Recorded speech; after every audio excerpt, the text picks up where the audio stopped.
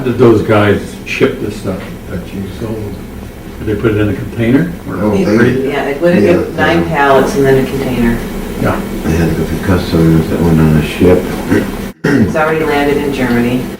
John's going down there, I'm gonna go with him and film it, and he's gonna The Goethe Institute.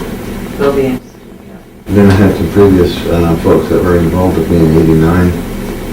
They're all intermingled there, and it's Dr. Ludwig who's out a couple years prior filming it. All these weird little, they're quite interested in purchasing it. And some of John's original lab that didn't get seized by the Canadian government is in Germany, or Austria, so we're gonna go hunt that down, as well as notes from Dr. Peter Kukoshnik. Peter Kushnick, right? My guess is none of that's any good unless John is playing that Well, thing. that's kind of, yeah. He'll set it up and he'll hook it up, but John knows the combination, the harmonics that's necessary. So it's gonna be real fun watching progress of that. You might know, or heard this one, and don't give a hoot about it, stop me. But they talked to me a little bit about helping with the theory. Well, I don't do theory, for one thing. And it's for sure that they don't want to talk about paying me to do it.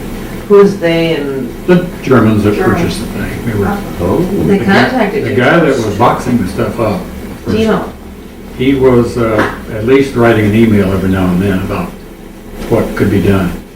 But the guys that were supposed to be the power behind that stayed behind that once I started to respond the way I did. And that is, I know a lot about the field. I know the field that's really at the basis of this all. And I'd be happy to teach you as much as I know about that. But I put it in certain phraseology that implied you're going to have to pay for the teaching. Right. And that really turns them off, I think. Right. Whatever, I don't care. It's, interesting stuff. Well, they're not getting an actual anti-gravity event for the peanuts that they paid. They're getting the lab and John coming out there to hook it up. He might shake some things around. They're going to be very happy with that because they're basically museum curators when you get down to it. Right. If you look at the stuff that they have advertised and show, they're various classic machines. So John's going to be a classic machine in that thing. He can go work, snap, bang, probably for him. Their challenge is very low. It's 20 grams. You have a challenge to levitate 20 grams, what, an inch or something like that for 10 minutes? Once you got the principle, it doesn't matter what the quantity is. 20 grams is great. Yeah, that's pretty reasonable. I mean, it may be disruptive, but We were having lunch yesterday.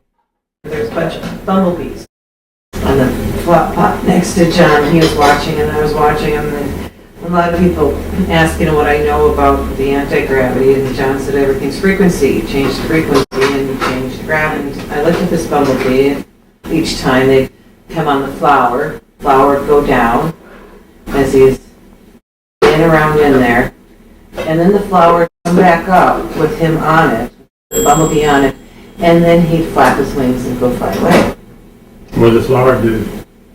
The flower would, the bee would come to the flower, here's the bee, comes to the flower, It would go down. flower come back drops up. down, wings aren't flapping, okay, wings are not flapping, wings are not flapping, wings are flapping, And the flower stayed in the same place. that's right.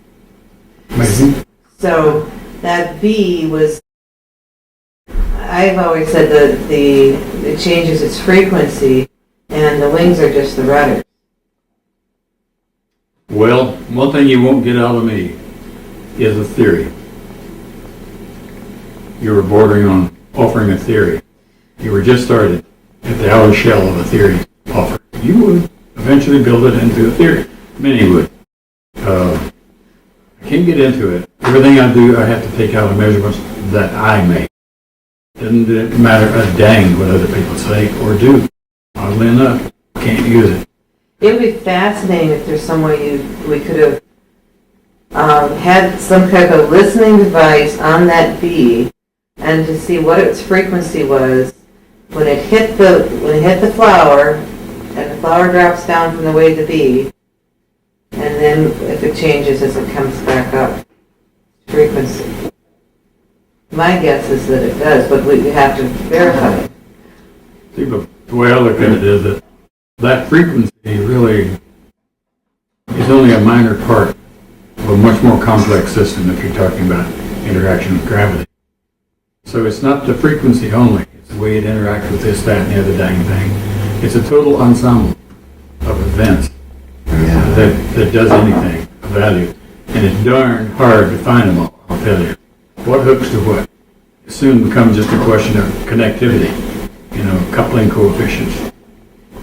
Who owns this piece? Well, that's mine. No, it's not. It's mine, And these kind of squabbles undoubtedly have to occur in any complex process like that. So I just hear them, I get tired of hearing them because I can't do a thing about it. Politics is the same. I hear them jabbering politics left and right. I can't listen because I can't do anything.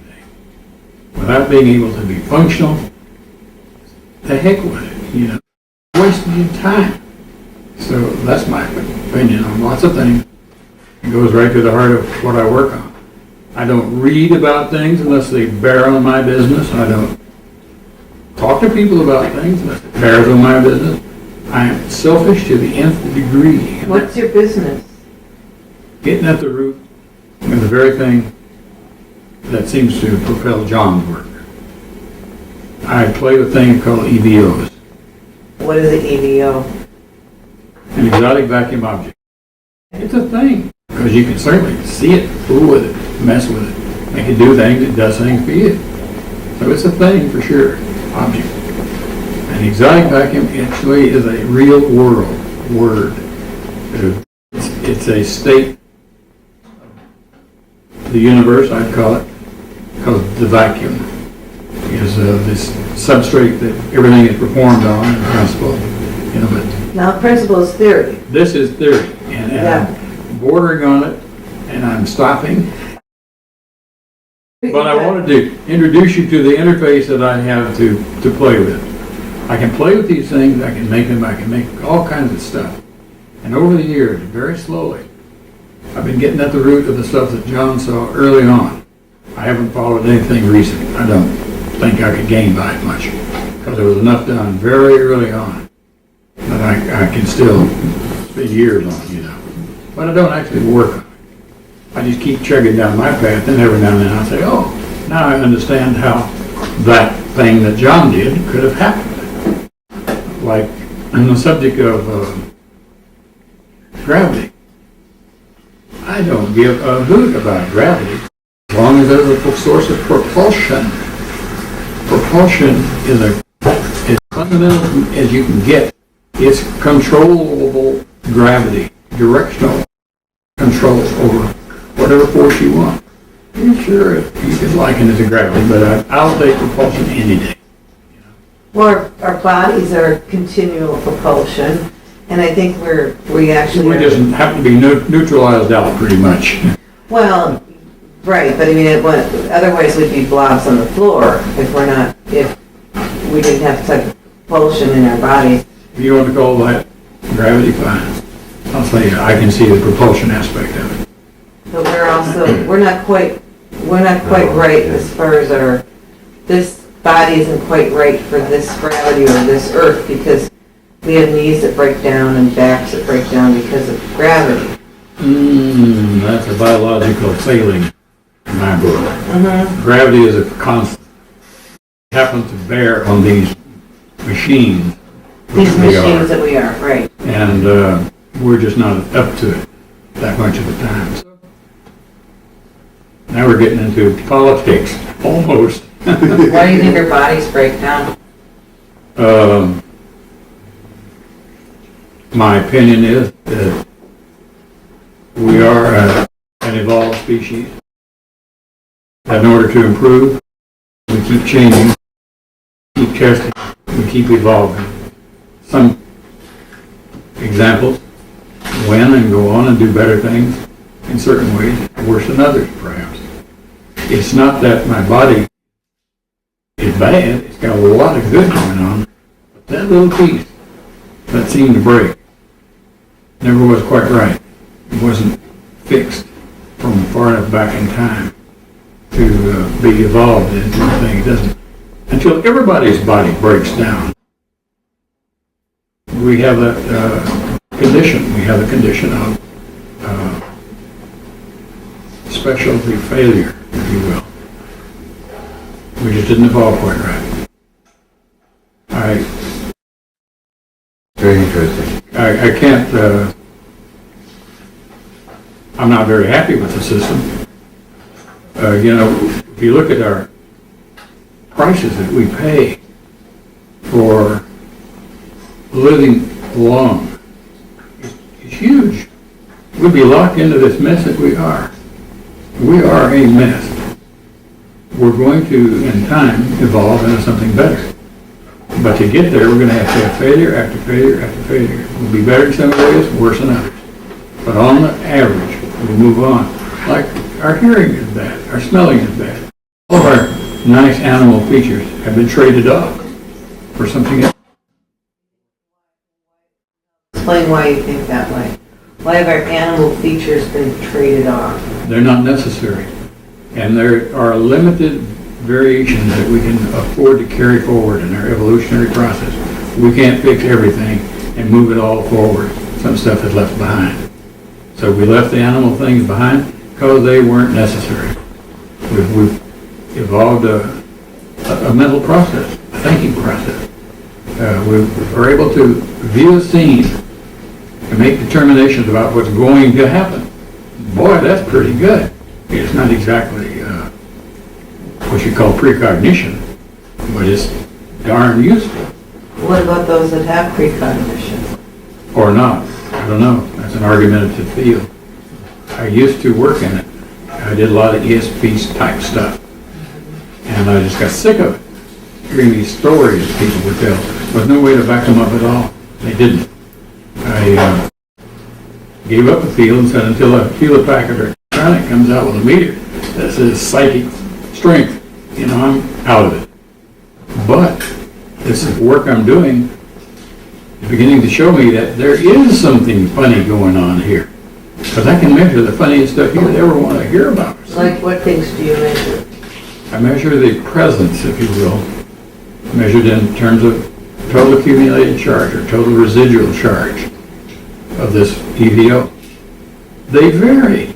Well, nothing varies charge or mass. These things do. That is so fundamentally opposed to all natural laws, that natural meaning man-made, that we've written down, that it's outrageous. We have the written law says this: charge is conserved, mass is conserved, energy is conserved, E is equal to mc squared. They all hitch together. Wrong. Just dead wrong. Because I can take one of these little funny particles and change its charge by actual measurement. I mean, this is no hand-waving thing.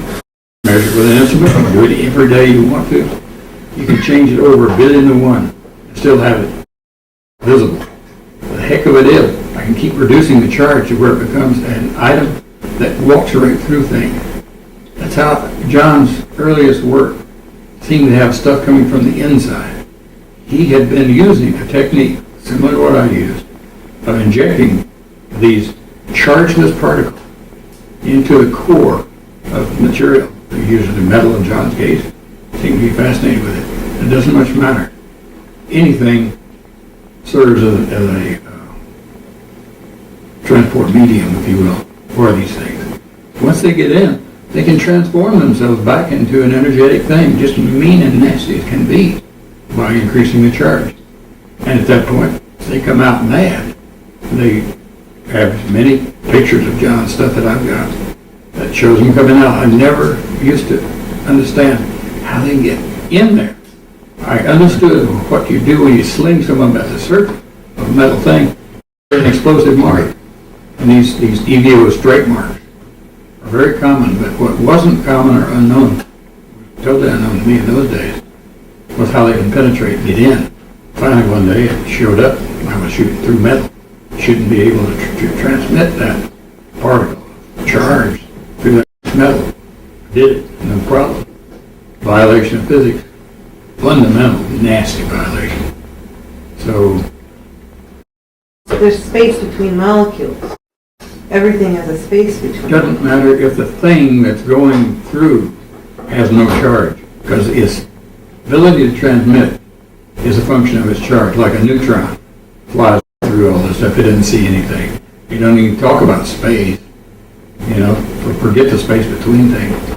Even if it went straight to the core of this molecule, it would go right on through, because it doesn't have any charge, which is the only interactive force that there is around.